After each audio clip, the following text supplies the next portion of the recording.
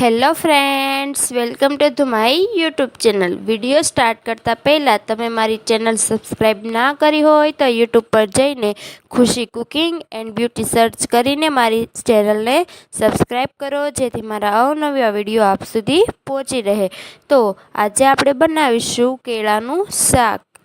તો કેળાનું શાક બનાવવા માટે મેં અહીં 4 થી 5 નંગ જેટલા કેળા લીધેલ છે.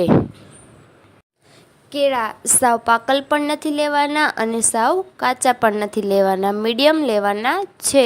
તો હવે આપણે કેળા સમારીને તૈયાર કરીશું. મેં અહીં ધાણા, સમારેલા કેળા, 1 ટમેટું ઝીણું કટ કરીને લીધું છે, લસણની કળીઓ લીધી છે, તેને ટુકડા કરી લીધા છે અને 5 થી 6 લીમડાના પાન લીધા છે. તો હવે આપણે એક પેન ઉપર 2 મોટી ચમચી જેટલું તેલ એડ કરીશું.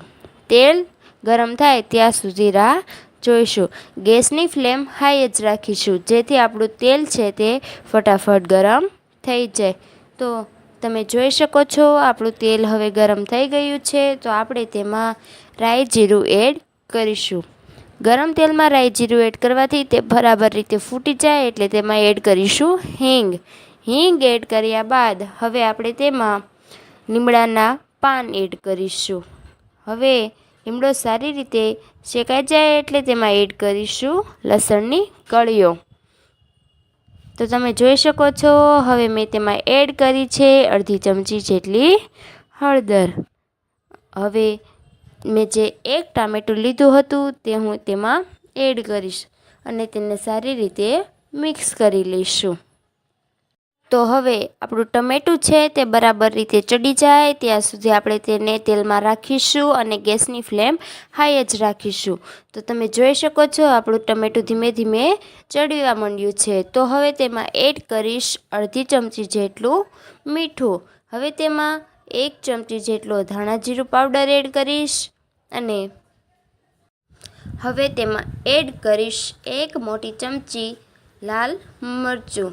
જે લસણવાળી આપણે ચટણી હોય તે મેં લીધેલી છે. લસણ અને ચટણીને મિક્સ કરીને ખાંડીને જે ચટણી બને તે ચટણી એડ કરીશ.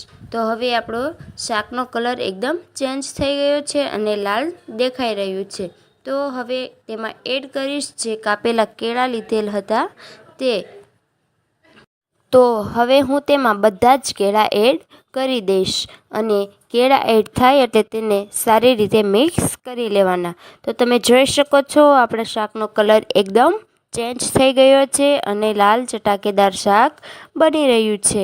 તો તેને સારી રીતે મિક્સ કર્યા બાદ થોડીવાર તેને કૂક થવા દેવાનું, જેથી કેળાનું કાચું ફ્લેવર હોય તે જતું રહે અને બધા જ મસાલા શાકમાં એકદમ સારી રીતે ભળી જાય. તેને હલાવીને થોડીવાર રહેવા દેવાનું.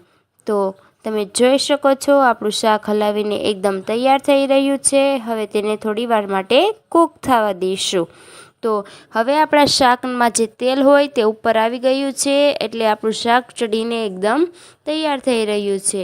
તો તમે જોઈ શકો છો બધું જ તેલ શાકમાં ઉપર આવી ગયું છે. શાક ચડીને એકદમ બની ગયું છે.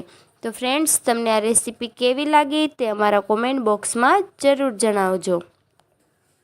તો હવે હું તેમાં એડ કરીશ ધાણા. લીલા ધાણા એડ કરીશ. લીલા ધાણા એડ કરવાથી શાકનો કલર અને સ્વાદ બંને ચેન્જ થઈ જાય છે. હવે તેને સારી રીતે મિક્સ કરી લઈશું.